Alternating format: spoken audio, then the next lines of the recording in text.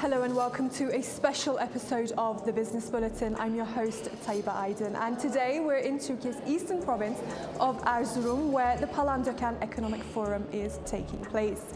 Ministers, business leaders and academics have gathered under the theme of an equitable future in a smart world, intelligent economies and global inequality to discuss the impact of digital transformation with a special focus on the role of artificial intelligence. We'll delve into all of that in just a moment, but first let's hear from the organisers of the event.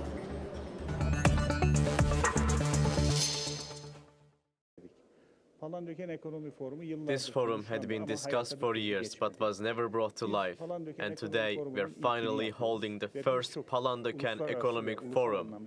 We are welcoming guests and business people from around 126 countries. Today, the tourism ministers of the Economic Cooperation Organization member states also held a meeting here in Erzurum. Ambassadors from about 35 countries have honored us with their presence. International sessions are being held, and leading experts from 20 countries have come to Erzurum to participate as panelists. Over the weekend, we will host 7 sessions, including 2 special sessions. Given the strong turnout, I believe the Palandöken Economic Forum will make a significant contributions to the region, neighboring countries, and further strengthen Erzurum's role along the east-west and north-south trade corridors. Erzurum occupies a highly strategic location. Our goal is to transform it into a major hub that enables commercial traffic from China and Asia to reach the Turkiye's İdere port on the Black Sea directly. With today's forum, we also hope to lay the groundwork for that vision.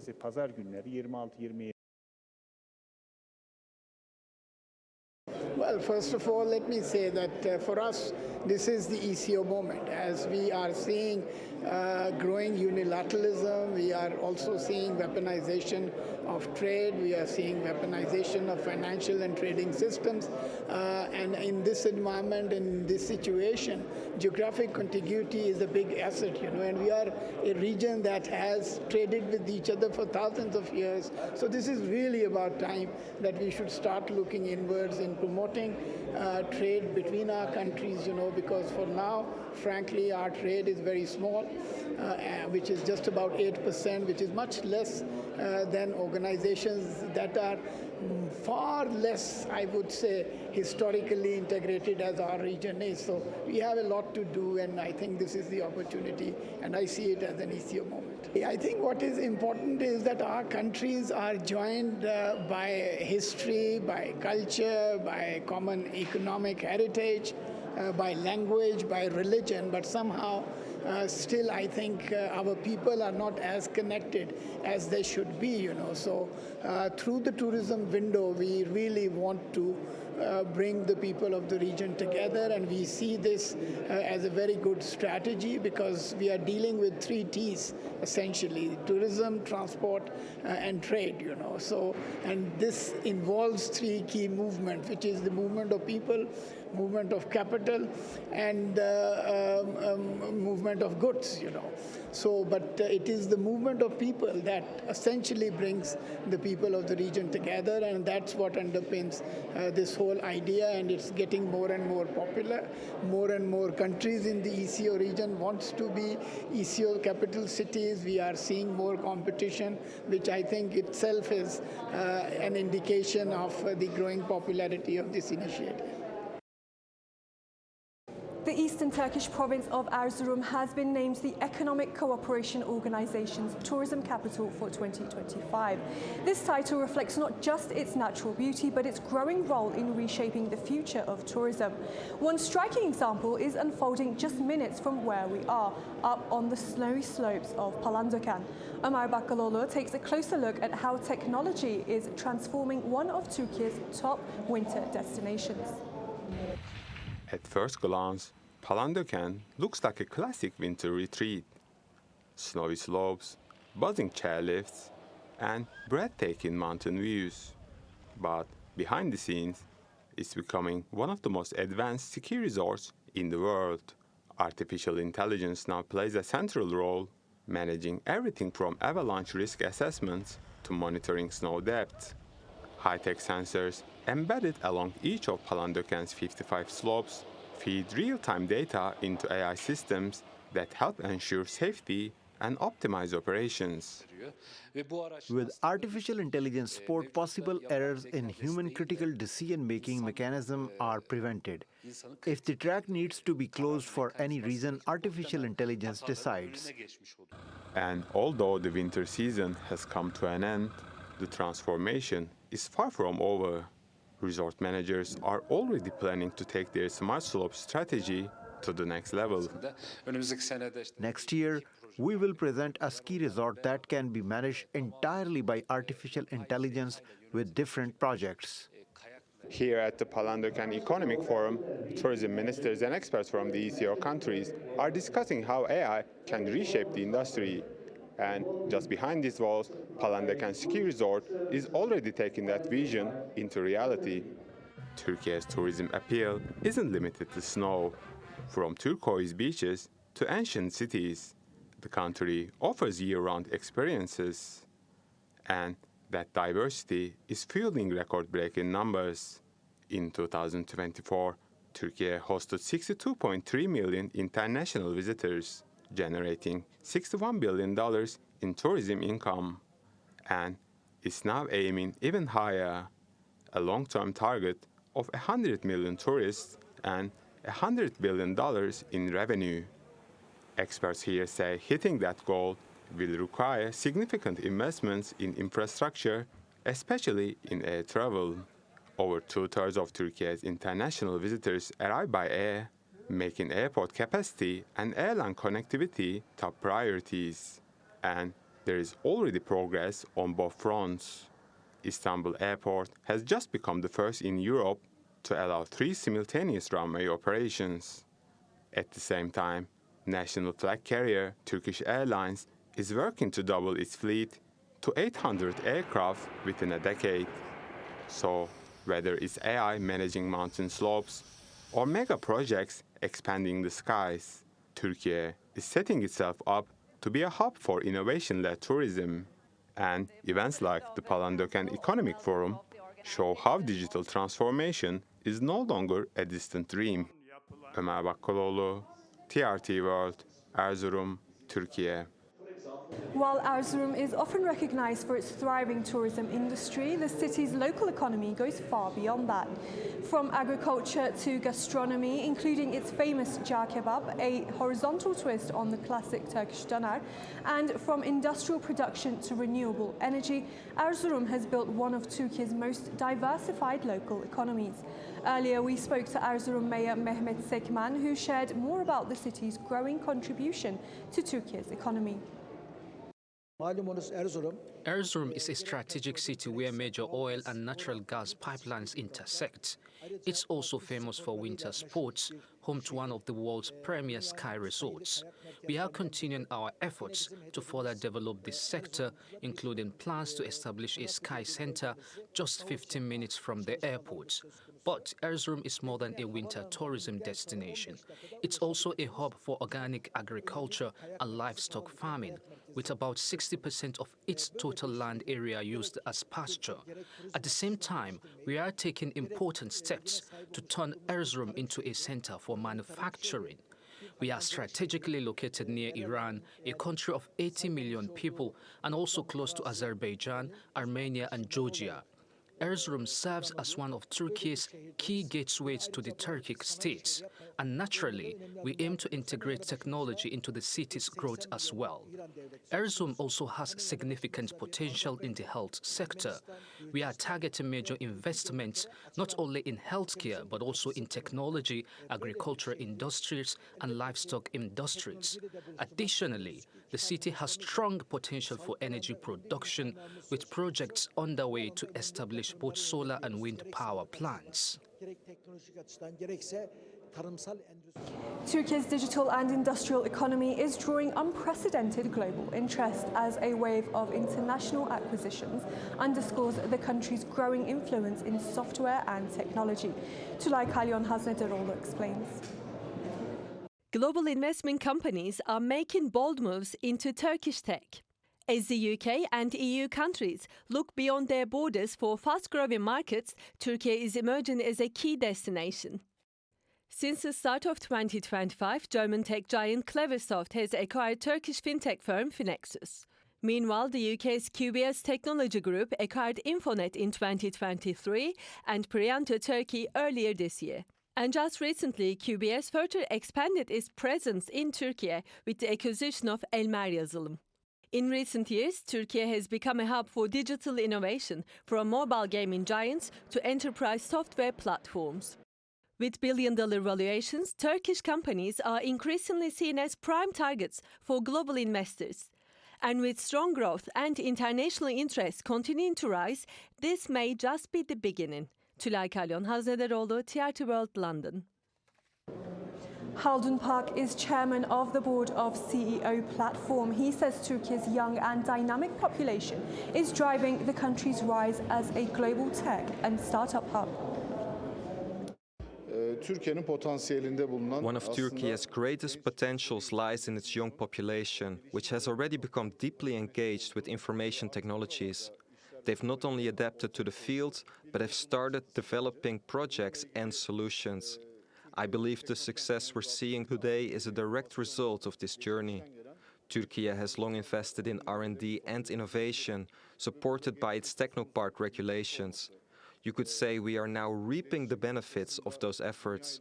Of course, having large and dynamic youth population also means we can manage processes at a pace parallel to the rest of the world, especially when it comes to information and communication technologies. This has helped our startups gain real momentum and attract global attention. On the other hand, when we look at developed countries with aging populations, it's becoming increasingly difficult for them to rely on their own resources to foster the kind of vibrant, productive minds that drive innovation. Frankly, when we compare software solutions globally, we can see that many of the innovations coming out of our technoparks and startups are well above average. Turkey is positioning itself as a productive force in this field, and I believe we are on the verge of creating a significant technological ecosystem for the world. Looking ahead to the next 5 to 10 years, we can even see more promising examples.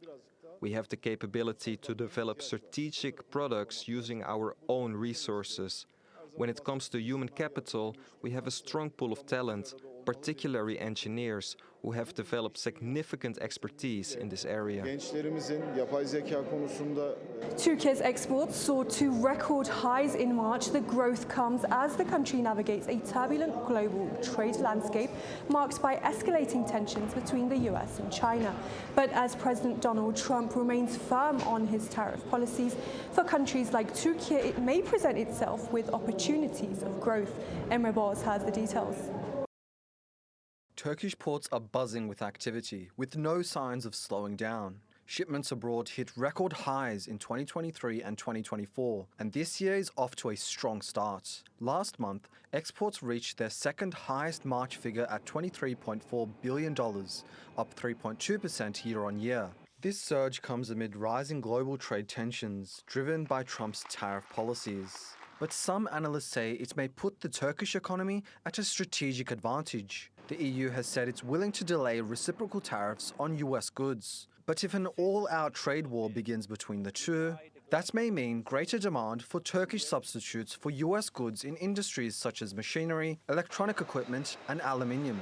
And Turkey is steadfast in maintaining ties with all partners, including the US, positioning itself as a key ally as the US risks isolation. As Turkey, we advocate a balanced approach in trade, as in every field, of course. We advocate a system in which everyone will benefit, and in the end, so that a rule-based international system will emerge. Turkey and the US maintain a formal institution framework for trade relations through TIFA, the Trade and Investment Framework Agreement, with its next meeting scheduled for mid-May in Washington. The Turkish-American Business Council regularly hosts investment conferences to bolster ties. Turkish-American economic relations are performing strongly, and we aim to not only preserve but further enhance this momentum. The US and the EU have long planned to shorten supply chains. Turkey's strategic location between Europe and Asia makes it an ideal hub. That may mean more foreign companies relocating to Turkey. We're already seeing this happen, with Tofaş, a Turkish automaker, announcing a $290 million investment with Stellantis, owner of car brands like Chrysler, Jeep and Fiat. That project involves working on a new light vehicle. As global trade faces uncertainty, Turkey could emerge as a winner. Emre Boz, TRT World.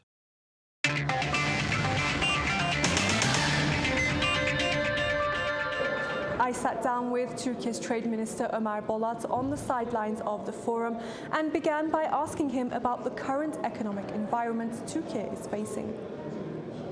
For the last 22 years, under the leadership of our President, Mr. Erdogan, we have pursued an economic policy for trade liberalization, mainly for export promotion, and with trade diplomacy arrangements such as free trade area agreements, preferential trade agreements, and bilateral trade preferences.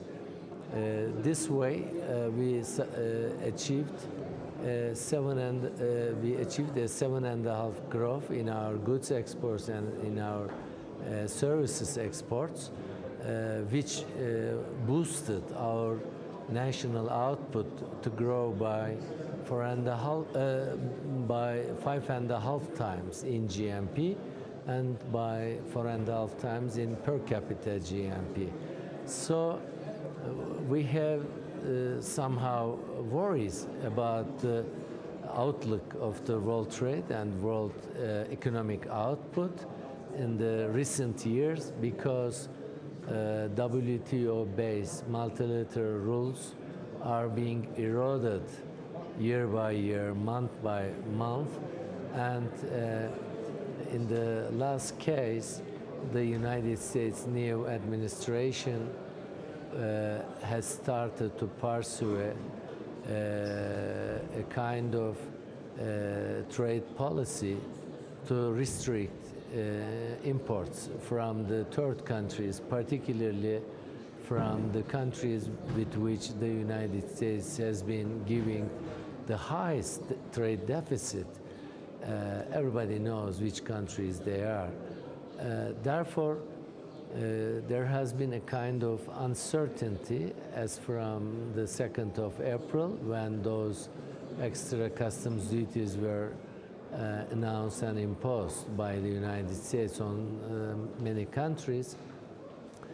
This has caused a kind of turbulence in the stock exchanges, in the money markets, financial markets, and international economic organizations have been reducing their growth estimates for economic output and for world trade. But now there is a kind of pause for negotiations with the third countries, and we hope that world trade shouldn't be restricted, shouldn't be distracted by one-sided measures. And as Turkey, we have been following a very active trade diplomacy because we are very much adamant and determined to boost our economic growth on export promotion and on international trade, both in goods and services sectors. We have been having negotiations with many countries, with some of them to sign free trade area or preferential trade area agreements, or to boost our customs duty with the EU by extending it to the new services sector investments as well. Also the same with UK, also the same with Gulf countries. I mean, our job is to work hard. Also, to avoid the detrimental effects of the outside negative developments on the world trade. We hope that we can be successful on these goals. Right, and the US has imposed only the baseline 10% tariffs on Turkey at the moment, which is much lower than a lot of its peers in the region. But you've mentioned that you want to completely remove those tariffs. So what is currently in the works in terms of US-Turkey trade relations? Yesterday evening, I had a video call meeting with U.S. Secretary of Commerce and U.S. Special Trade Representative to discuss the present outlook of our trade relations and possible negative effects of this 10% extra customs duty on Turkish exports to the United States. We had a very candid, sincere, and constructive meeting with the U.S. counterparts, and we had a compromise that both sides would like to increase bilateral trade and investment relations to very high figures, no doubt about that. On the imposition of 10% tax, the U.S. side let it be known to the all world countries that, I mean, the U.S. has the lowest customs duty in the world, about 3 or 3.5% on average. We'll see whether the U.S. will stick to that policy or if they get some concessions, they may lift it. This is not certain yet. This is a period of negotiation for the time being. And our technical delegations will come together next month in Washington, D.C. to discuss all aspects of our bilateral trade investment relations, also customs duty arrangements to the fullest extent. But what makes us hopeful is that the U.S. and Turkey trade is a balanced trade on a win-win basis, and the U.S. seems to be quite hopeful on increased trade and investment with Turkey. We do have the same goals as well, so both sides can come to a common compromise in the end. And Turkey has continued to receive foreign investment despite global challenges. For example, Chinese electric vehicle giant BYD opening a manufacturing plant in the country. Do you see this trend continue given the current climate? On foreign direct investments, we have a very impressive performance of $277 billion of foreign direct investments in the last 22 years. This has contributed to $74 billion of annual exports, of which most of them are manufacturing exports. And this has created about $1.2 billion of mainly industrial employment for our country. Therefore, we have been doing our best to attract more foreign direct investments into Turkey. And also, in turn for that, we see that as Turkish foreign trade increases, there are more foreign Turkish investors into the neighboring countries or into the attractive markets, and we see a trend of, as investments increase reciprocally, trade increases by twofolds. Therefore, we are very hopeful about foreign direct investments. Just in a nutshell, I can tell that 20 years ago, we had been having $1 billion of foreign direct investment in a year, and we have been receiving $1 billion of foreign investment in a month in the last 20 years. Right, and there's been an influx of cheap Chinese exports across emerging markets. How is Turkey protecting its industries from the threats of these? This is a critical issue. I mean, we are a signatory to the World Trade Organization, WTO, based in Geneva. And we comply with multilateral rules by Geneva-based World Trade Organization. Our import policy is very simple. I mean, importing countries or those importing countries should comply with multilateral rules. Also, they should have a fair trade policy, fair trade measures.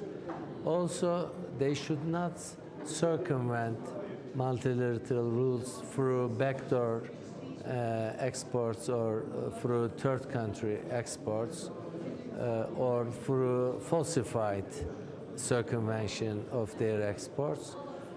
If we receive complaints from our producers, if we receive